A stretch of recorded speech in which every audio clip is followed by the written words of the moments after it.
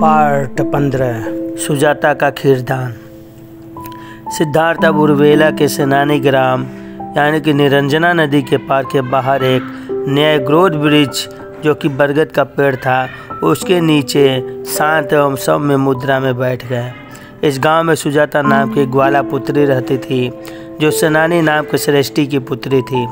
उसकी गौशाला में हजारों गाय थीं। सुजाता ने न्यायग्रोध वृक्ष से मन्नत मान रखी थी कि यदि उसे पुत्र लाभ हुआ तो प्रतिवर्ष स्वादिष्ट पायस यानी खीर की भेंट चढ़ाएगी। क्योंकि उसकी मनोकामना पूर्ण हो चुकी थी, उसे पुत्र लाभ हो चुका था। अब उसने न्यायग्रोध वृक्ष की पूजा अर्चना करने की सोची, इसलिए अपनी दासी को न्यायग्रोध वृक्ष के नीचे पूजा योग्य साफ सफाई करने को भेजा। सिद्धार्थ गौतम को न्यायग्रोध वृक्ष के नीचे आसन लगाए बैठ देख दासी को आश्चर्य हुआ। उसने सोचा कि आज साक्षात वृक्ष देवता प्रकट हुए हैं। यह देखकर वह भागी भागी सुजाता के पास गई। उसने हाँफते हुए सुजाता को बताया कि वहाँ तो साक्षात वृक्ष देवता आपकी भेंट स्वीकार करने को पधारे हैं। तो सुजाता को बहुत प्रसन्नता हुई।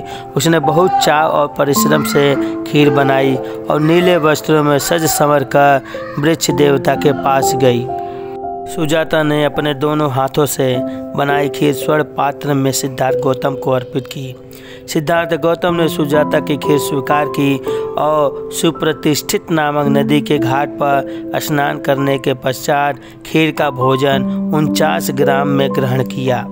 इस भोजन से सिद्धार्थ गौतम की क्षीण काया में शक्ति का संचार हुआ।